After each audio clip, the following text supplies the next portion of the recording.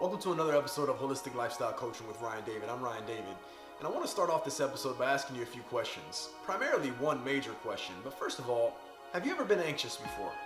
Have you ever been excited before? The most important question is, what's the difference between the two? Now your answer might obviously be one's good and one's bad, but my question to you then would be, what makes one of them good and one of them bad? I would agree with you, yes, one of them is positive and one of them is negative, but the reasons why one's positive and one is negative is what I'm going to focus on today, really, and talk about how we can transform the negative one and really turn it into the positive one, being anxiety into excitement. The interesting thing about anxiety and excitement is that physiologically, they're really identical. Anxiety and excitement are really the same thing physiologically. In other words, what goes on in the body when you're excited and what goes on in the body when you're anxious are really identical. In both situations, you would consider yourself to be nervous. There's a good nervous and there's a bad nervous.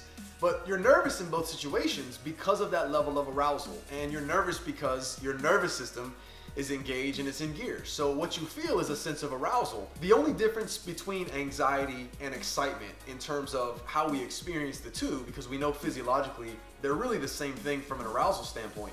The only difference in why one is positive and one is negative has to do with what you tell yourself about the experience, how you think about that experience, or how you choose to focus on or what you choose to focus on in terms of the outcome of the experience or the expected outcome of the experience. Those two things really will determine whether one is positive or one is negative. And what complicates things is we tend to have a pattern or a habit and a way of responding to certain events, and we tend to fall into this same pattern type of behavior in terms of how we label things. So if we tend to get anxious, it's probably because we tend to tell ourselves that when we feel this and we experience this level of arousal, and we feel that state of arousal, we tend to tell ourselves that's negative, and therefore the anxiety kicks into gear. Or we may have a pattern or a habit of saying, well, when I feel this level of arousal, there's an excitement there to it. So if we tell ourselves something differently or we focus on a different outcome, we may have a different experience as far as whether it's positive or negative. Let me give you a real life example that may help put this into perspective for you.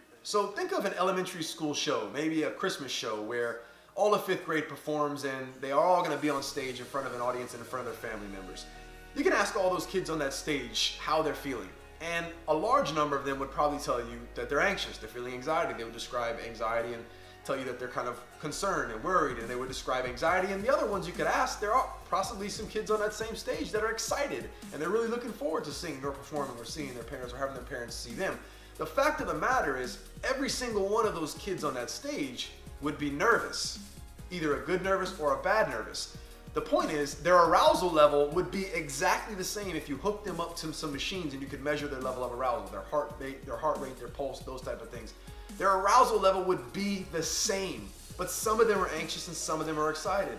Why? What's the difference? The difference has to do with what their expectation is of the outcome that's going to take place with that experience. So the kids that are anxious are probably focused on what can go wrong, what might not happen in a positive way, that kind of thing. And so they're thinking about this experience with a level of arousal that is going to go poorly, that is going to go wrong, that could be negative, and they're focused on a potentially negative outcome.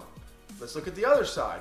The kids that are excited have the same level of arousal, but what they're looking forward to is performing, doing what they love, seeing someone they love, having their loved ones see them. They're looking at a positive outcome, so that's painting and coloring the nature of their experience in terms of this level of arousal. The anxious kids are expecting a negative outcome. The excited kids are looking forward to a positive outcome. The arousal level is the same. They're both nervous, but one of them is a positive experience and one of them is a negative experience. I'll give you another quick example that has to do with public speaking, and when I give speeches or talks in front of groups of people. I actually applied this concept and didn't realize what I did at the time, and now looking back, I know it was kind of a strategy or a technique, and I want to give it to you. Have you ever received an award, been to an award ceremony, or received some sort of a reward or recognition for something?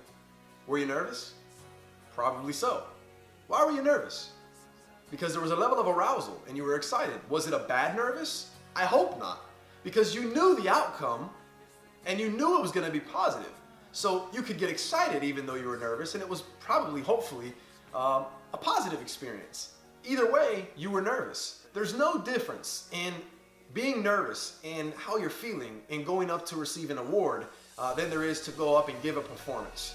And usually we have anxiety about performances and speaking in front of people, but yet we can be excited about going in front of someone to get an award. It's what you tell yourself about the experience. And so how does this relate to what I was telling you about me and speaking? It was early on, and it was during one of my first paid speaking engagements. And as I was on my way to speak at this location in front of these people, I started to get a little bit nervous and a little bit anxious, I should say. Of course I was nervous, but I was anxious, and I felt some negative feelings of anxiety with this nervousness that I felt. And I very quickly realized that I could stay focused on potentially negative outcomes and things going wrong, but I could also think about the fact that they hired me and they paid me, and I was gonna go there to really get paid to perform. And so the way that I transformed it in an instant was I decided to shift my focus on maybe what could go wrong or what I was worried about or how I was gonna be perceived. And so I thought about some of the things I could be confident in and the fact that I could do this job very well.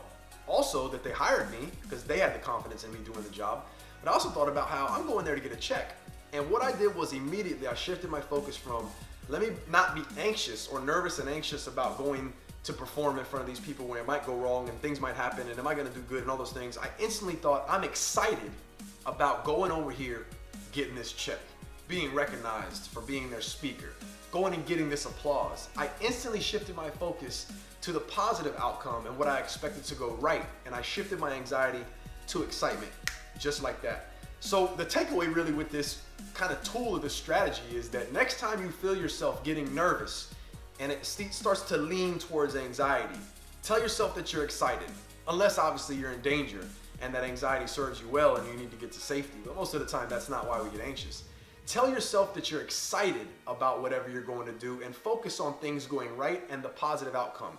It can be a performance. Say, you have to speak in front of your class and give a speech or, read a paper or something like this. Remind yourself you're nervous because you're excited about getting this A.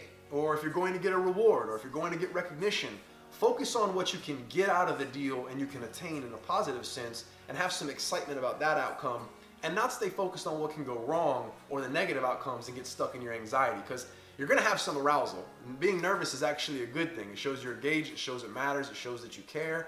So you're gonna get nervous, but you can transform those nerves into something positive, a level of excitement, rather than be debilitated by the anxiety that you may feel in a negative sense. So just remember, the outcome you focus on will determine the experience you have of your arousal. Let me say that again. The outcome that you focus on, or the outcome that you expect to happen when you're in a state of nervousness, the outcome that you expect to happen or the outcome you focus on is what's gonna determine how you experience that level of arousal.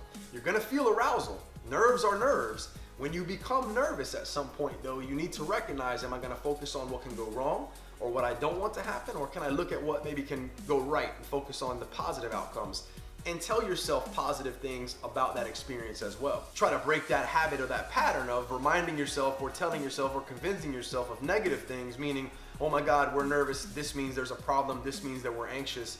Tell yourself and give it a different meaning while you focus on a different outcome, and you can definitely transform your negative anxiety when you get nervous into something exciting and excitement and those feelings of nervousness. But you have to get actively involved and tell yourself what to focus on and how to label your experiences, and actually get that frontal part of your brain that's in charge with executive thinking, get that part of your brain to tell the habit part of your brain and your unconscious brain that no, we're not anxious, there's not a problem here, we're excited. It sounds simplistic and it sounds like kind of crazy, but really literally it's about being active and telling yourself what to think and how to label things and where to focus, and that will change your experience of your arousal. So I hope this made sense. I hope this strategy makes sense to you, and I hope you go out and you apply this to your own life. Don't take my word for it. Go see if this stuff works. Use it, become active, apply these things in different situations and scenarios and see if you can transform those negative emotions that are surrounding that level of arousal and that anxiety, transform that into excitement, and do it actively. Take charge of it and get in there and make it happen for yourself. If you haven't already, go ahead and subscribe to my channel for more videos with coaching strategies and tips just like this one, and I'll see you soon. Until next episode, take care.